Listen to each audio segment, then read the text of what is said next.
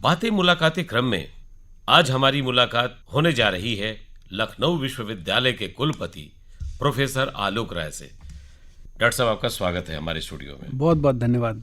हमारे सुनने वाले तमाम लोग आज ये जानने को उत्सुक हैं कि एक अनुशासन प्रिय, एक दृढ़ इच्छा संकल्प शक्ति के धनी डॉक्टर राय, जिन्होंने लखनऊ विश्वविद्यालय को एक नया परिवेश दिया है, एक नए आयाम पर पहुंचा रहे हैं, उनकी व्यक्तिगत जिंदगी से जुड़े हुए कुछ ऐसे सवाल हम भी जानें जो उन्हें गुदगुदाते हैं, उन्हें हंसाते हैं और एक आम जिंदगी से जोड़ के रखते हैं। और इस क्रम में सबसे पहला सवाल आपसे, आपकी प्रारंभिक शिक्षा दीक्षा कहाँ हुई? मैं born and bought up Banaras का हूँ, महादेव की नगरी काशी जी। और वहीं पे मेरी शुरुआती पढ़ाई से लेकर मेरे MBA तक मेरा जो पोस्ट ग्रेजुएशन था वो भी हुआ। बाद में एक ब्रीफ स्टेंट था मेरा मुंबई में, MBA करने के बाद मैं बॉम्बे में मार्केटिंग का असाइनमेंट था। उस समय अनडिवाइडेड MP होता था, तो मैं पूरे अनडिवाइडेड MP का इंचार्ज होता था, लेकिन वो एक छोटा स्टेंट था। उसके बाद मैं वापस आ गया बनारस। तो बाई एंड लार्ज मेरा मेजॉरिटी एजुकेशन से लेके प्रोफेशन तक सब कुछ बनारस का है और दिल से मैं शुद्ध बनारसी हूँ। डॉक्टर साहब, शिक्षा दीक्षा के बाद हमारी पहली प्राथमिकता होती है रोजी रोजगार की, और आपने बता दिया कि आप पहले किसी प्राइवेट कंपनी में काम करते थे, फिर वहां से आप फैकल्टी बने, फिर बनारस हिंदू विश्वविद्यालय में आए, और फिर यात्रा के इस पड़ाव में एक बड़ी जिम्मेदारी आपको दी गई लखनऊ विश्वविद्यालय की। ये लखनऊ विश्वविद्यालय 1920 से बहुत सारे प्रतिभाशाली लोगों को आगे बढ़ाता गया, और यहाँ की जिम्मेदारी आप निभाते हुए क्या कुछ कठिनाई महसूस करते हैं? कठिनाई तो नहीं, मैं उसको चैलेंज लेता हूँ। BHU का मैं स्टूडेंट भी था और BHU का मैं प्रोफेसर भी रहा हूँ। और BHU बहुत ही सिस्टमेटिक संस्था है, उतना ऑर्गेनाइज्ड एकेडमिक स्ट्रक्चर शायद ही, मैंने लगभग हिंदुस्तान का मैं हर तरह का इंस्टीट्यूशन देख रहा हूँ, लेकिन उतना ऑर्गेनाइज स्ट्रक्चर शायद ही कहीं किसी इंस्टीट्यूशन का है। और स्टेट इंस्टीट्यूशंस का अपना एक कल्चर है। जिस बनारसी मस्ती की आप बात कर रहे थे, स्टेट इंस्टीट्यूशंस उसी मस्ती में चलते हैं।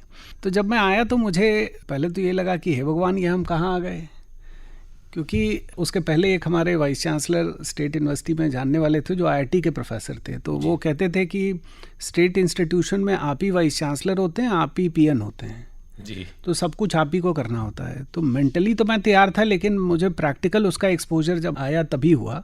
लेकिन उसके बाद से धीरे धीरे एक प्रयास हुआ, अब लगभग 4.5 साल हो गए, कि चीज़ें ज़्यादा से ज़्यादा स्ट्रक्चर्ड और ऑर्गेनाइज्ड हों इंस्टीट्यूशन में। व्यक्ति काम न करे, व्यवस्था काम करे, और ये व्यवस्था भी जितना ज़्यादा डी इंटरमीडिएट हो सके, यानी टेक्नोलॉजी के माध्यम से व्यक्ति का दखल व्यवस्था में न्यून हो, इसका एक प्रयास किया। जिससे क्या है, एक तो इरिटेशन नहीं होता है, करप्शन नहीं होता है, स्पीड बढ़ जाती है, एक्यूरेसी ज़्यादा होती है, डिस्क्रेशन का स्कोप कम हो जाता है। तो ये एक प्रयास किया कि 4.5 वर्ष में धीरे धीरे करके एक व्यवस्था, एक स्ट्रक्चर्ड मैकेनिज्म इस्टेब्लिश किया जाए एजुकेशनल इंस्टीट्यूशन में। और मैं उसका, मुझे लगता है, एक बड़ा बेंचमार्क उदाहरण के बतौर में आपको बताऊं तो 300 से ज़्यादा सिलेक्शंस हम लोगों ने अपने विश्वविद्यालय में किए, और भगवान की विशेष कृपा रही कि एक सिंगल लिटिगेशन नहीं है। जबकि स्टेट कैपिटल की यूनिवर्सिटी है जहाँ का गेस्ट फैकल्टी का अपॉइंटमेंट भी कोर्ट में चैलेंज होता रहा, वहाँ 300 से ज़्यादा सिलेक्शन हुए और कोई लिटिगेशन नहीं है। एक सिंगल टीचर हमारा, या और भी जो हम लोगों ने नियुक्तियाँ की, उसको ना कोर्ट से ना ऑनरेबल राजभवन से कोई टर्न डाउन नहीं हुआ, किसी में कोई ये नहीं है। तो ये उसी व्यवस्था का भाग रहा जहाँ टेक्नोलॉजी के इस्तेमाल से, स्पेशली इंफॉर्मेशन टेक्नोलॉजी के इन्फ्यूजन से, एक स्पीडियर, एक्यूरेट और ट्रांसपेरेंट मैकेनिज्म इस्टेब्लिश किया गया, और नतीजा आपके सामने है। डॉक्टर साहब, चुनौतियों को सहजता से स्वीकार करना, जीवन में एक नए राह को ढूंढना, और लोगों को पूर्ण आश्वस्त करना कि जो कुछ भी है सब सही है, ये आपकी अवधारणा के पीछे आपके परिवार के किन किन सदस्यों का सहयोग रहता है?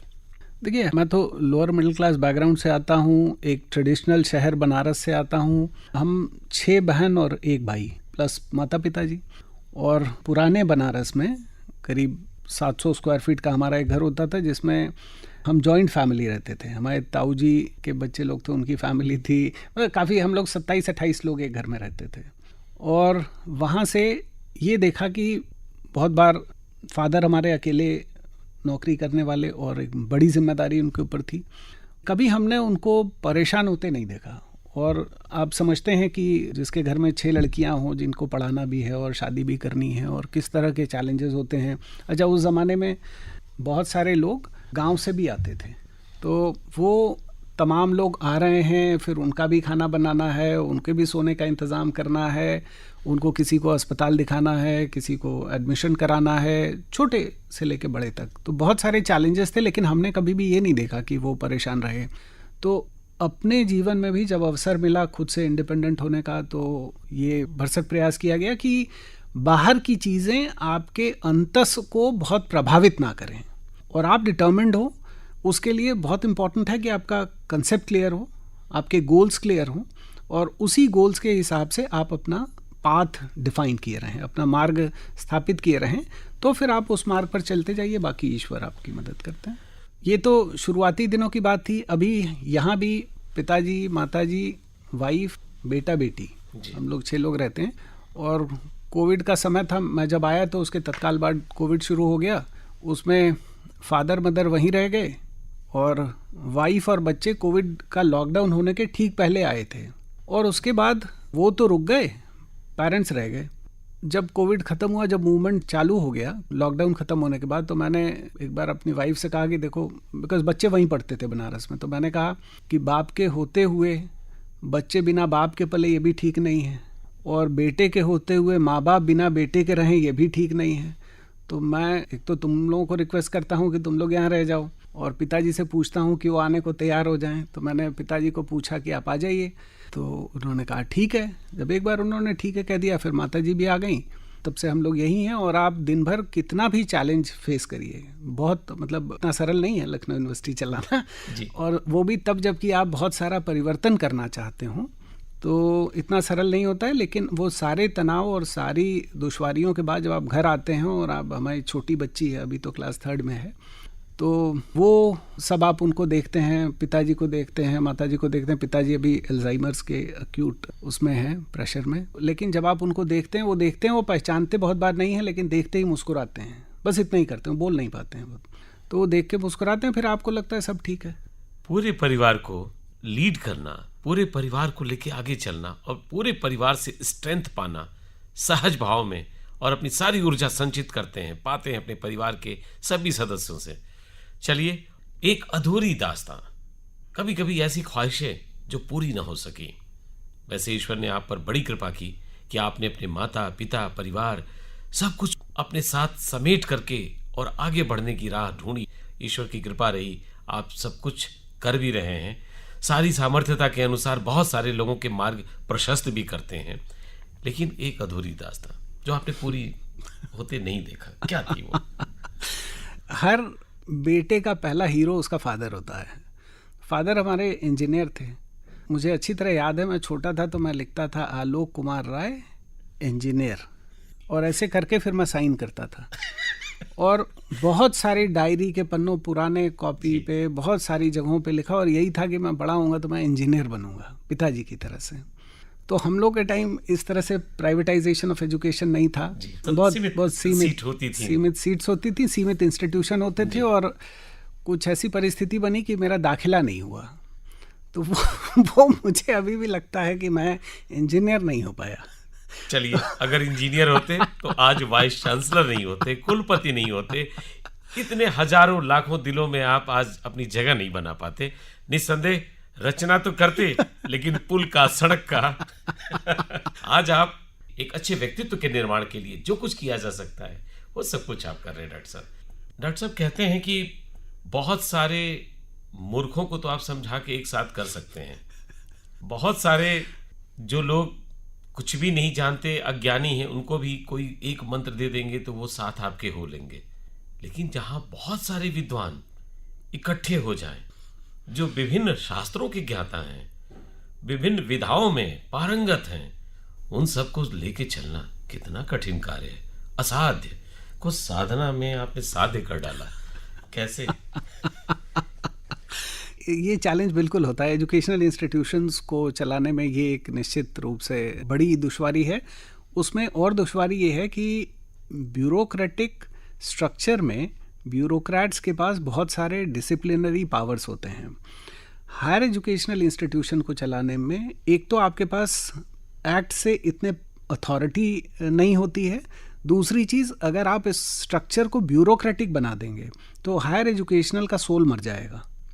फिर वो क्रिएटिविटी और वो कंट्रीब्यूशन दोनों ही संस्था के अपलिफ्टमेंट में काम नहीं आएगा, फिर वो बेयर मिनिमम पे रुक जाएगा।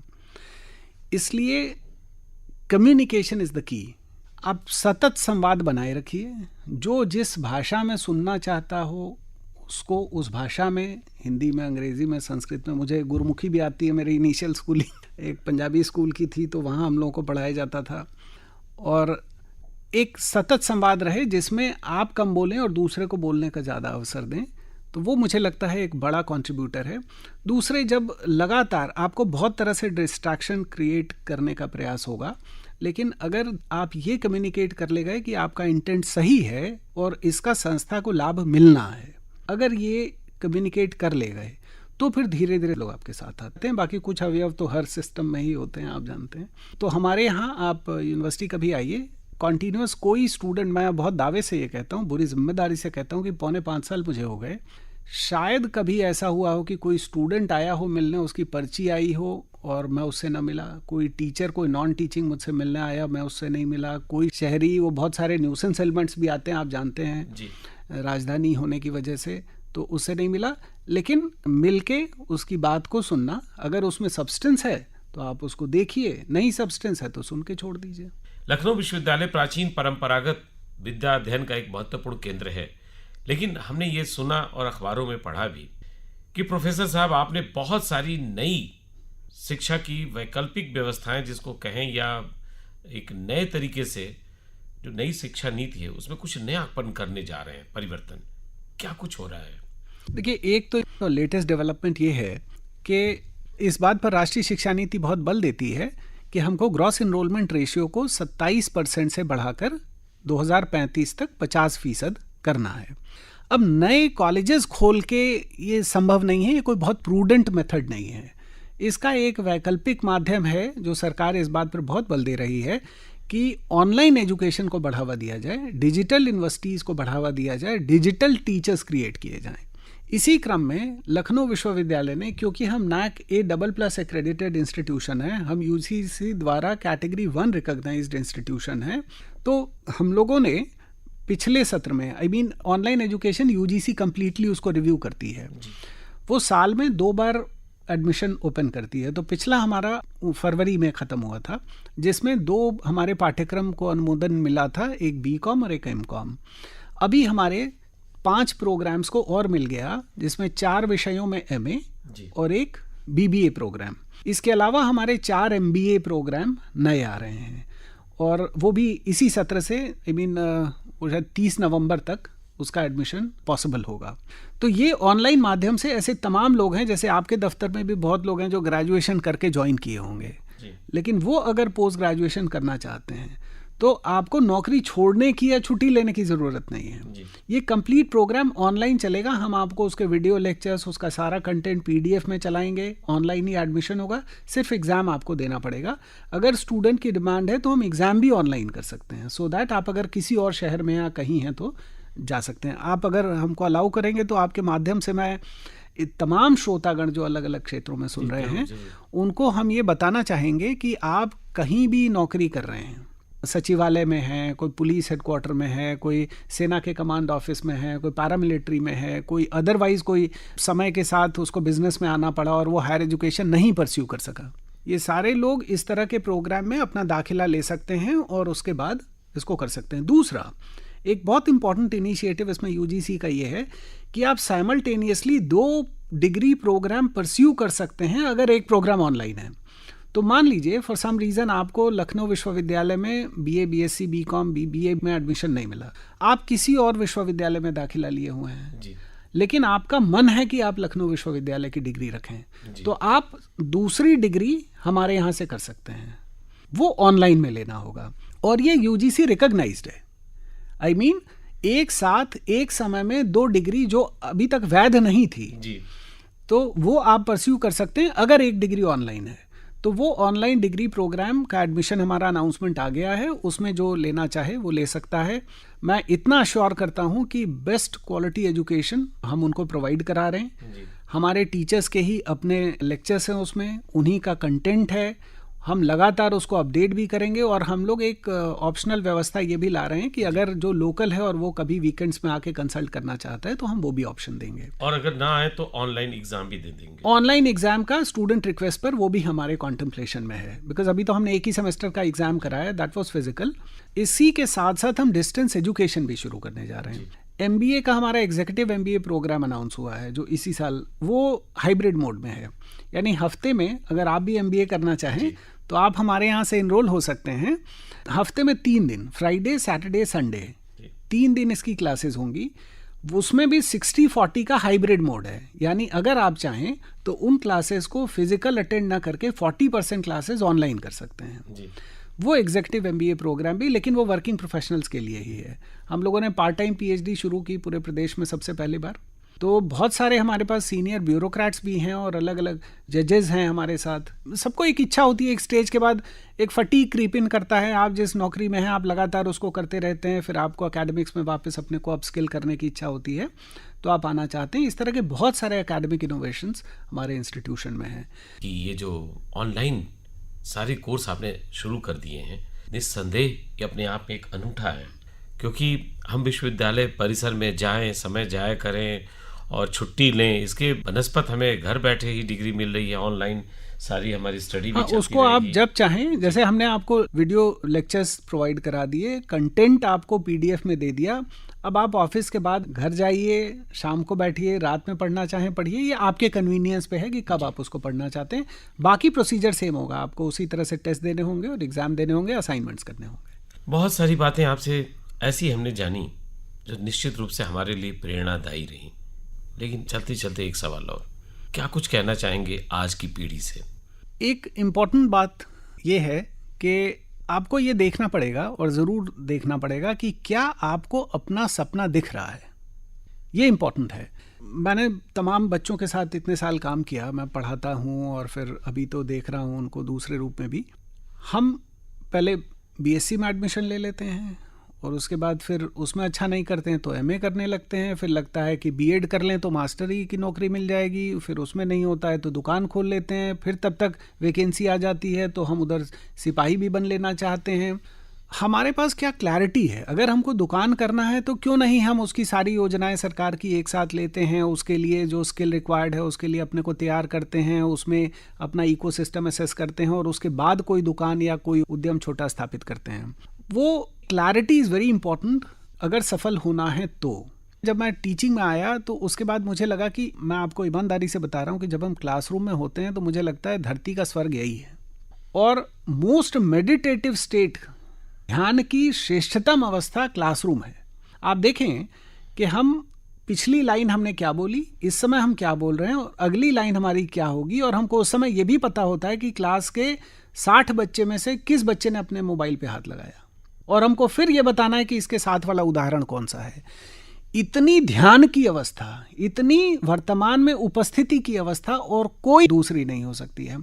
तो क्लैरिटी होनी चाहिए। जब हम टीचिंग में आए तो मुझे लगा इससे बढ़िया धरती का कोई पेशा नहीं है, और इसी वजह से मैं 36 साल में प्रोफेसर हो गया था।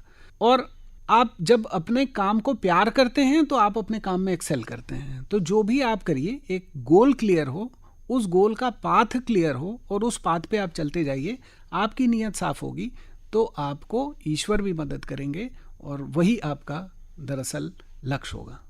प्रोफेसर साहब, आज आपने बहुत सारी बातें हमसे साझा की जिनको सुनकर सभी सुनने वालों को बहुत अच्छा लगा होगा, और निस्संदेह उन तमाम युवा साथियों को ये प्रेरणाप्रद बातें एक अच्छे मार्ग की तरफ प्रशस्त भी कर रही होंगी।